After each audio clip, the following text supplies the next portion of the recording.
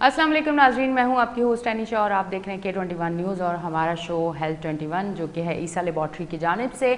और आज आपको बताती चलूं कि हमारे साथ मौजूद हैं ऑर्थोपेडिक सर्जन है डॉक्टर मोहम्मद लतीफ़। उनको हम वेलकम करेंगे। अस्सलाम वालेकुम। कैसे हैं आप? मैं बिल्कुल ठीक, आप कैसे हैं? अच्छा जी, सबसे पहला सवाल जो कि मुझे लगता है कि वो हर दूसरे इंसान को वो उस तकलीफ़ से गुज़र रहा है, जोड़ों का दर्द, नी का दर्द।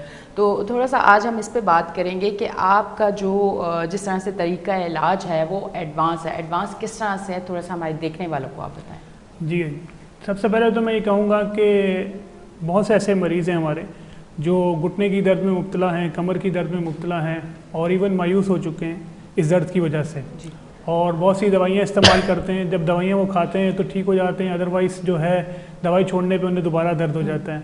इवन यहाँ तक कि इन कुछ दिनों से तो बहुत ज़्यादा पेशेंट्स की जो तादाद है बढ़ गई है इस चीज़ में, क्योंकि लोग चाहते हैं कि रमज़ान शरीफ स्टार्ट हो गया है तो इसमें वो पेन फ्री होकर इबादत कर सकें और अपने जोड़ का इलाज प्रॉपर तरीके से कर सकें। तो ऐसे मरीज़ों के लिए खुशखबरी भी है कि अल्हम्दुलिल्लाह हमारे centre Australian Karachi stem cell clinic में इसका इलाज जदीद तरीके से किया जाता है, जिसमें हम PRP थेरेपी कहते हैं, यानी प्लेटलेट रिच प्लाज्मा थेरेपी, जिसमें हम इंजेक्शन लगाते हैं जोड़ के अंदर। उस इंजेक्शन से तकरीबन 80% होता है कि पेशेंट का जो जोड़ है उसका दर्द ख़त्म हो जाता है। और इवन दर्द ही नहीं ख़त्म होता बल्कि उसकी जो पैथोलॉजी है एक्चुअली जिस वजह से वो तकलीफ़ हो रही है वो वजह भी ख़त्म होना शुरू हो जाती है। और इसी ट्रीटमेंट की वजह से एक और एडवांटेज मरीज़ को जो मिलता है वो ये है कि फॉर फ्यूचर में उसे सर्जरी की ज़रूरत नहीं पड़ती। अल्हम्दुलिल्लाह हमारे सेंटर में more than thousands of patients का हमने ट्रीटमेंट किया है गुज़िश्ता कोई 6-8 साल से। तो अल्हम्दुलिल्लाह मोर देन 80% पेशेंट जो हैं वो सेटिस्फाइड हैं। तो इसी बात के लिए स्पेशली मैं आपके पास प्रोग्राम के लिए भी आया हूँ, अवेयरनेस के लिए भी, कि क्योंकि इस न्यू ट्रीटमेंट के बारे में बहुत से लोग अवेयर नहीं हैं कि ये ट्रीटमेंट एक्चुअली है क्या और कैसे की जाती है और हमारा तरीक़ा इलाज में क्या डिफरेंस है। तो मैं यही बताता चलूँगा। तो सबसे पहले तो मैं यही कहूँगा कि मरीज़ को ये चाहिए कि वो सबसे पहले तो अपना डायग्नोसिस करें, ठीक है, उसे आर्थराइटिस है भी कि नहीं है, सबसे पहले तो ये चीज़ डायग्नोस होनी चाहिए। तो आमतौर पे जब पेशेंट को घुटने का दर्द शुरू होता है अबाउट 45 एज के बाद, मैं स्पेशली उन पेशेंट्स की बात करना चाह रहा हूँ जो ओल्ड एज पेशेंट है, यंग पेशेंट्स के बारे में मैं नहीं कहना चाह रहा। तो ओल्ड एज में जब दर्द स्टार्ट होता है तो आमतौर पे पेशेंट क्या करते हैं, या तो क्लिनिक से मेडिसिन ले लेते हैं या फिर जो जनरल फिजिशियन होते हैं वहाँ से पेन किलर लेके अपना गुजारा कर लेते हैं। लेकिन बल्कि मैं तो रिक्वेस्ट करूँगा कि उन्हें ये चाहिए कि वो ऑर्थोपेडिक सर्जन से अपना डायग्नोसिस बनाएं, अपने एक्सरे करवाएं, क्योंकि जितना अर्ली डायग्नोस होगा उनका आर्थराइटिस, जितना जल्दी डायग्नोस होगा कि इसकी कौन सी स्टेज है, उतना ही इलाज जो है सक्सेसफुल होगा। तो आर्थराइटिस जो होता है ज़ाहिर है उसमें जो चिकनी हड्डी होती है हमारे घुटने की वो घिसना शुरू हो जाती है। जब चिकनी हड्डी हमारे घुटने की घिसना शुरू हो जाती है तो उसकी वजह से क्या होता है कि वो जो लोड है पूरा घुटने का, वो जो नीचे की हड्डी जिसमें पेन की फीलिंग्स होती हैं उस पर आता है। तो इसी वजह से मरीज़ को बहुत शदीद दर्द होता है। तो अगर वो अर्ली डायग्नोसिस करवा ले, क्योंकि जब हमारे पास पेशेंट विजिट करता है तो आम तौर पे इसकी स्टेज 4 होती है, क्योंकि वो ऑर्थोपेडिक के पास तभी विजिट करता है जब हर जगह से उसने ट्रीटमेंट ले ली होती है और उसके बाद उसको फ़ायदा नहीं हो रहा होता, तो हमारे पास विजिट करता है स्टेज 4 में। तो स्टेज 4 में तो बहुत मुश्किलात हो जाती है, क्योंकि स्टेज 4 के अंदर तो अल्टीमेट ट्रीटमेंट जो होती है हमें सर्जरी की तरफ जाना पड़ता है। तो इसीलिए मैं रिक्वेस्ट करूँगा सारे मरीज़ों से जो कि जोड़ की दर्द में मुब्तला है वो अर्ली डायग्नोसिस कर रहे हैं, ऑर्थोपेडिक सर्जन से मुलाकात करें। अगर उनकी अर्ली स्टेजेस हैं तो ये न्यू ट्रीटमेंट से फ़ायदा उठाएं। तो न्यू ट्रीटमेंट के बारे में बताता चलूँ, इसे PRP थेरेपी कहते हैं। अच्छा, मुझे बड़ी हैरत हुई सुन के, क्योंकि PRP की अभी तक जो ज़्यादातर लोगों को अवेयरनेस है वो यही है कि फेस और बालों के लिए और इन चीज़ों के लिए। अब आज के शो पे काफ़ी लोगों को, यकीनन जिन लोगों को ये अवेयरनेस नहीं है और जिन लोगों को ये नहीं पता, वो आज के शो से हमें पता चलेगा कि नी के लिए भी PRP आप लोग कर रहे हैं उसकी। बिल्कुल जी, मैं ये कहना चाहूँगा कि PRP सिर्फ नी के लिए नहीं, किसी भी जोड़ की तकलीफ के लिए, चाहे वो बैकबोन का पेन है, चाहे वो सर्वाइकल पेन है, चाहे वो डिस्क का मसला है, चाहे जिसे आमतौर पर अर्को निसाब भी कहते हैं लोग, मोरों का मसला भी कहते हैं, चाहे वो वाला प्रॉब्लम है, चाहे किसी कोनी में दर्द है, फ्रोज़न शोल्डर है, चाहे वो किसी भी जोड़ की तकलीफ़ है, तो PRP थेरेपी जो होती है उसके साथ इसका इलाज अब मुमकिन है। इससे पहले जितनी भी हम दवाइयाँ देते थे उससे सिर्फ पेन रिलीव होती थी, लेकिन पेशेंट की एक्चुअल पैथोलॉजी पे एक्ट नहीं करता था। तो इस PRP से बेसिकली हम जो है ना पेशेंट को अब ट्रीट कर रहे हैं। किसी भी किस्म का जोड़ का तकलीफ हो तो मल्टीपल सेशन करने होते हैं महीने के वक्फे से, उससे काफ़ी चीज़ें इंप्रूव कर जाती हैं। अब PRP में होता क्या है बेसिकली, देखें मैं ये भी बात बताता चलूँ कि अब जो हमारी मेडिसन है या मेडिकल फील्ड है, ये कोशिश कर रही है कि जो भी इलाज निकालें तो वो जो इलाज है वो जदीद होना चाहिए, वो नेचुरल होना चाहिए। कोशिश ये हमारी होनी चाहिए कि ऐसा इलाज हम दरियाफ्त करें जिसमें केमिकल्स कम से कम यूज़ हों। जब केमिकल्स कम से कम यूज़ होंगे तो उसके एडवर्स इफेक्ट भी बहुत कम होंगे। तो इसीलिए ये नेचुरल ट्रीटमेंट के तौर पे लिया जाता है। इसीलिए आपने देखा होगा स्किन में लोग बहुत से करा रहे हैं, बालों में लोग करवा रहे हैं, फेस के लिए करवा रहे हैं, ग्लोइंग के लिए करा रहे हैं, जो फेस पे वो दाग धब्बे होते हैं उसको ट्रीट करने के लिए करा रहे हैं। इसी तरह हम ऑर्थोपेडिक सर्जन जो हैं इस ट्रीटमेंट को जोड़ों की तकलीफ के लिए भी स्टार्ट किया है हमने। अच्छा, इस ट्रीटमेंट में बेसिकली हमने करना क्या है, हमने पेशेंट का ब्लड लेना है। हाँ, वो हम बात करेंगे, पर उससे पहले मैं एक चीज़ ज़रूर पूछना चाहूँगी।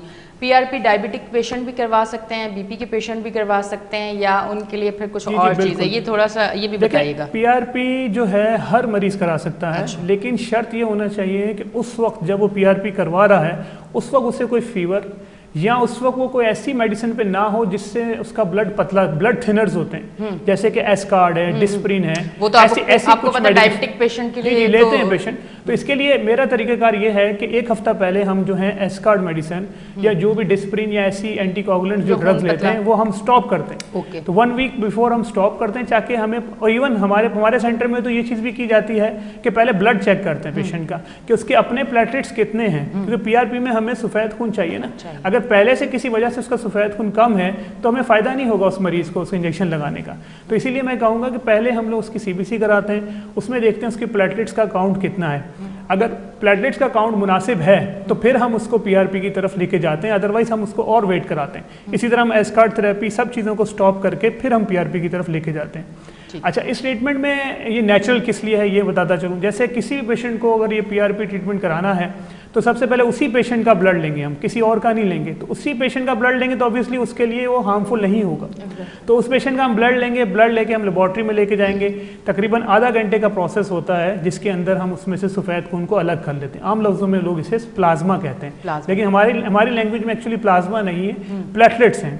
प्लेटलेट्स ऐसे हमारी खुलियाँ हैं, ऐसे सेल्स हैं हमारे ब्लड में जो कि क्या करते हैं, बॉडी को हील करते हैं, यानी रीजनरेट करते हैं। तो इसीलिए आर्थराइटिस में या जोड़ों की तकलीफ में जो कार्टिलेज डैमेज हुई होती है उसको भी हील करना ज़रूरी होता है। तो इसकी हीलिंग के लिए प्लेटलेट्स काम करते हैं। तो मैंने बताया जैसे कि लैब में हम लेके जाते हैं, लैब में फिर प्लेटलेट्स को अलग करते हैं, अलग करने के बाद उसे हम एक्टिवेट करते हैं, यानी फ़ोटो एक्टिवेशन करते हैं।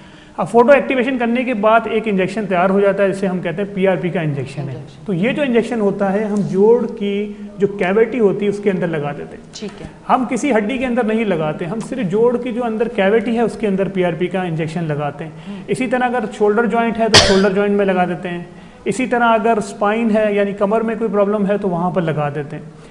अच्छा, एक और बात क्लियर करना चाहता हूँ कि आज से 10 साल पहले भी लोग इंजेक्शंस लगाते थे जोड़ों के अंदर। तो क्योंकि किसी से भी जब घर में बात होती है मरीजों से कि कहते हैं डॉक्टर साहब ने ये इंजेक्शन एडवाइस किया है, तो लोग ये समझते हैं कि ये इंजेक्शन वही वाला है जो हमारे दादा ने लगवाया था, उसके बाद जो है उनको बहुत तकलीफ बढ़ गई थी और ये हो गया। देखें, उस वक्त जो वक्त था ना वो ज़माना और था।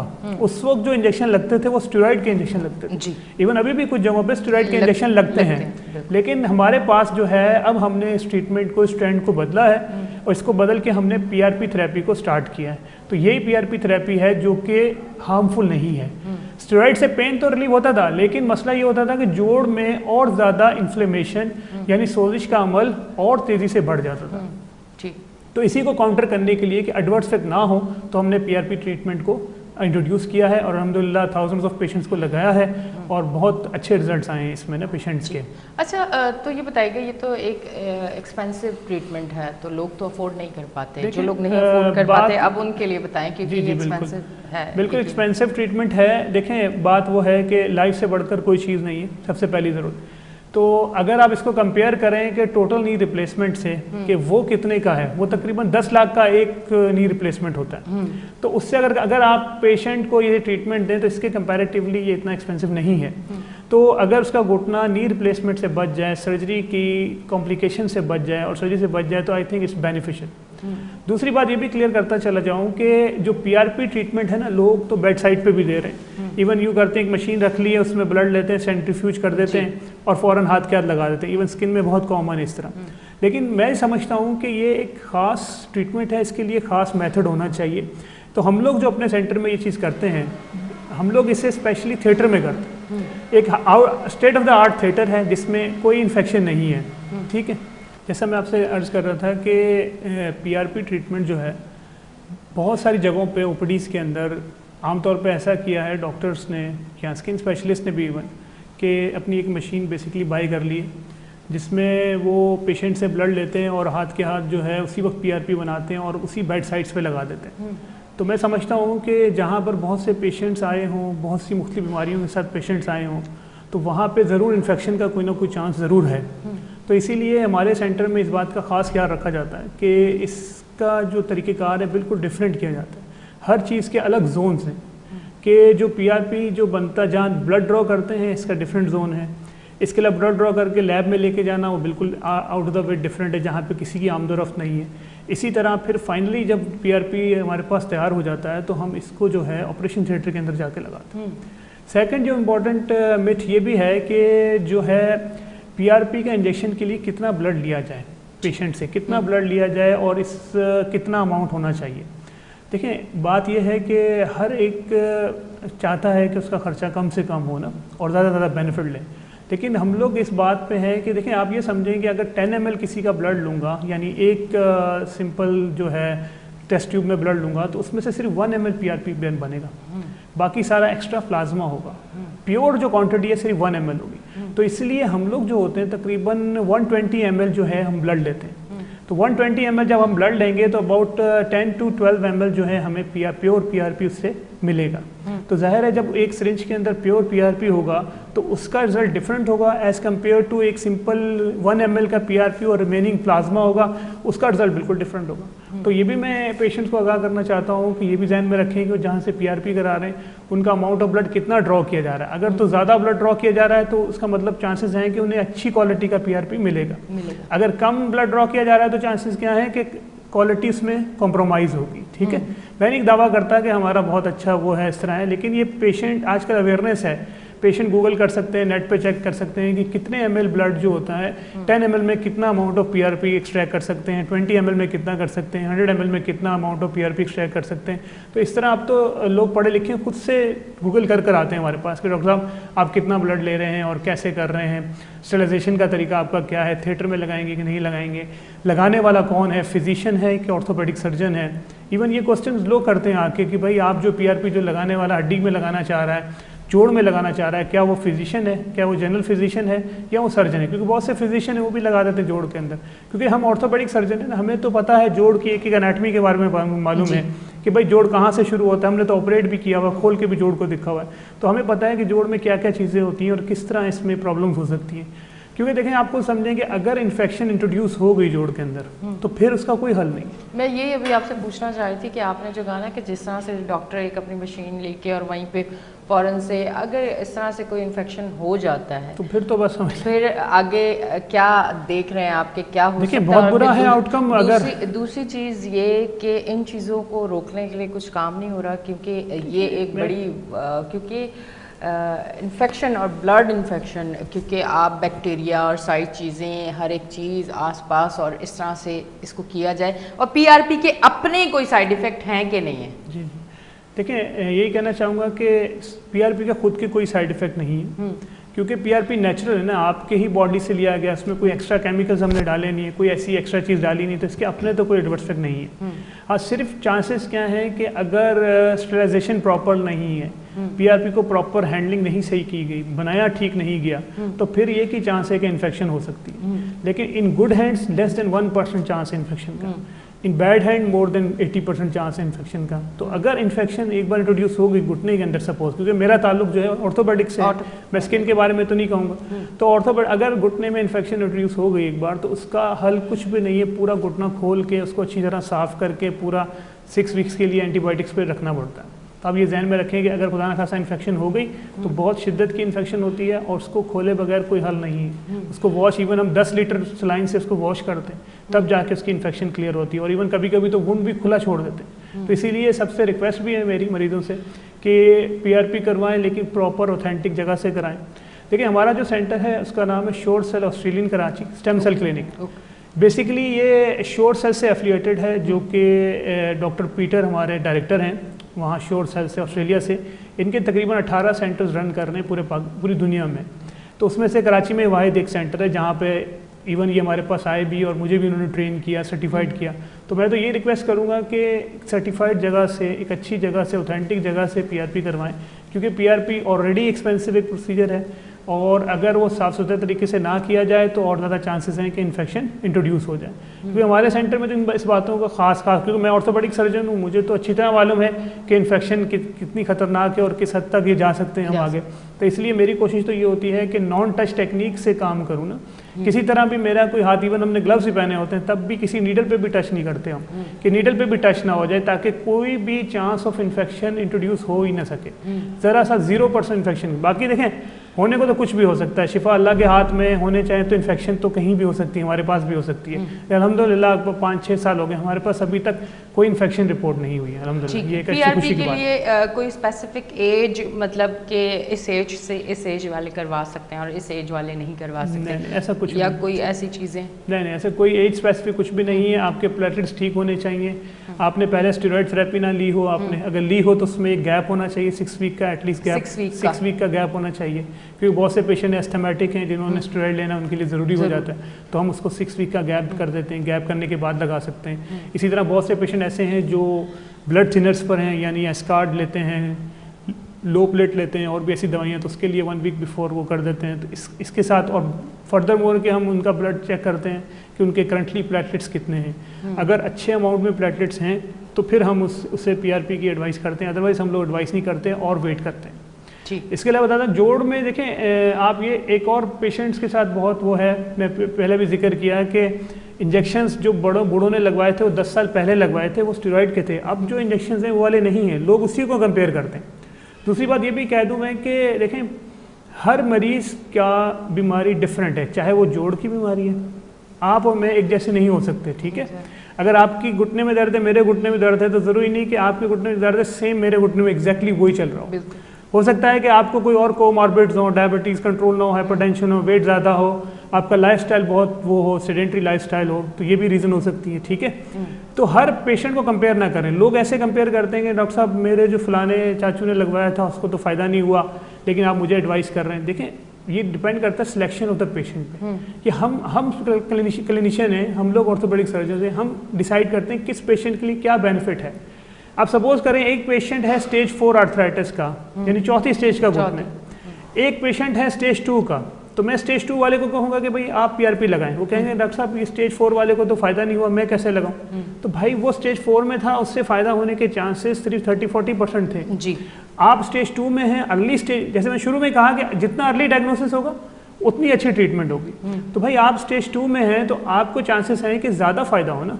तो आपकी बीमारी जो अभी कम हुई है, तो अब चांसेस ये हैं कि जो आपको मैं PRP लगाऊंगा तो 80% आप पे रिजल्ट आएगा, अगर इसको लगाऊंगा तो इसके ऊपर 30% रिजल्ट आएगा। तो इसलिए सिलेक्शन ऑफ द पेशेंट बहुत ज़रूरी है कि हमने क्या सिलेक्ट किया पेशेंट को। तो ये सिलेक्शन भी कौन करेगा? ऑर्थोपेडिक सर्जन करेगा कि भाई ये इस पेशेंट के लिए क्या सिलेक्टेड है, इसका जो करंट एक्सरे है वो एक्सरे हमें क्या बता रहा है, ठीक है। ये एक्सरे जो है सर्जिकल है या वो वाला है, क्या कहते हैं PRP थेरेपी वाला एक्सरे है। तो ये तो डिपेंड करता है कि पेशेंट जब हमारे पास विजिट करता है उसके बाद हमें पता चलता है कि पेशेंट के साथ क्या है, कितना वेट है उसका, सब चीज़ों को मद्देनजर रखते हुए हम मुझे एडवाइस करते हैं PRP के लिए। अच्छा डॉक्टर साहब, एक चीज़ मैं आपसे ज़रूर पूछना चाहूँगी, क्योंकि अमूमन शायद हम लोगों ने या तो बिल्कुल ठीक सुना है या फिर कहते हैं ना सुनी सुनाई बातों पे हम बहुत ज़्यादा एतबार कर लेते हैं। ये मुझे बताएं, कमर के मुर्रों में गैप आता है या गैप कम हो जाता है? देखें आपको गैप के बारे में बता दूं जी, ये घुटने में भी लोग कमर के मोहरे, इसके बारे में थोड़ा सा हम बात करें। कमर के मोहरे हो चाहे वो घुटना हो, लोग कहते हैं गैप आ गया, गैप आ गया। एक्चुअली ये अगर घुटना आपको दिख रहा हो तो ये चीज़ एक कार्टिलेज होती है, चिकनी हड्डी होती है। जब एक्सरे में हम कराते हैं तो उसमें खला नज़र आती है ना जी। तो जब एक्चुअली वो खला नहीं होती है, वो हमारी चिकनी हड्डी होती है, वो बाकायदा हड्डी है जो एक्सरे में नज़र नहीं आती। तो जब वो आपस में मिल जाती है, हड्डी वो ख़त्म हो जाती है तो गैप ख़त्म हो जाता है। तो गैप आने का मतलब ये होता है कि गैप ख़त्म हो गया, कि दो हड्डियों के बीच में से गैप ख़त्म हो गया, यानी जो चिकनी हड्डी थी वो ख़त्म हो चुकी वहाँ से। अब वो रगड़ पैदा होगी दोनों घुटनों के बीच में, चाहे वो कमर है चाहे वो ये है, उसके बीच में जो जोड़ है उसके बीच में से गैप खत्म हो गया, यानी वो रगड़ पैदा होना शुरू। जब वो रगड़ पैदा करेगा तो वहाँ पे सोजिश होगी तो पेन स्टिमुलस होगा और पेन जनरेट होगी। तो ये एक प्रॉब्लम होता है। तो इसको हम आमतौर पर वर्ड यूज़ करते हैं कि हमारी लैंग्वेज में गैप खत्म हो गया, लेकिन पेशेंट कहते हैं गैप आ गया नहीं है वर्ड, एक्चुअली खत्म हो गया गैप खत्म हो जाए, क्योंकि वहाँ से चिकनी हड्डी खत्म होगी, चाहे वो कमर की है, चाहे वो घुटने की है, चाहे किसी भी जोड़ की, चिकनी हड्डी जब कम होगी तो ये इस तरह होता है। अच्छा डॉक्टर साहब, थोड़ा सा अर्कोनिसा पे अगर हम बात करें कि उसका पेन कैसा होता है और वो किस तरह से, कुछ लोग ऐसे भी हैं कि वो डॉक्टर के पास उस टाइम तक नहीं जाते कि जब तक सूरत हाल बहुत ज़्यादा क्रिटिकल ना हो जाए। ये आप ज़रूर समझते होंगे, आप डॉक्टर हैं, आपके पास जिस तरह से पेशेंट आते होंगे, आप सिचुएशन देख के समझते होंगे कि ये बहुत सारी चीज़ें और बहुत तकलीफ बर्दाश्त करने के बाद अब आए हैं हमारे पास अपना इलाज करने के बाद। अर्कोनिसा पे तो खैर अलग से मैं प्रोग्राम भी करूँगा इंशाल्लाह फ्यूचर में, कि जिसमें पूरी डिटेल बताऊँगा कि अर्कोनिसा कैसे होता है और क्या वजूहात होती हैं। तो शॉर्ट में अगर बताता जाऊँ, शॉर्ट में वो तो फिर हम अर्कोनिसा में बेसिकली जो कमर होती है ना, उसमें ज़ाहिर बैकबोन्स की होती हैं, L1 होती है, L2, L3, L4, L5 vertebra होती हैं, जो कमर की हड्डियाँ होती हैं, उसके बीच में से रगें जा रही होती हैं इसी तरह, ठीक है। जब वो जो रग जा रही होती है वो किसी भी वजह से, चाहे वो मोहरे की वजह से, चाहे वो आर्थराइटिस की वजह से दब जाए, तो जहाँ जहाँ वो रग की सप्लाई है, जैसे मैं करंट का मिसाल दूँ कि जब एक वायर जा रही है, जहाँ जहाँ वो जा रही है वहाँ वहाँ इफेक्ट करेगी। तो अर्कोनिसा में एक शियाटिक नर्व होती है जो कि पूरी टांग में हिप से होती हुई पूरी नीचे फुट तक जाती, 5th टो तक जाती।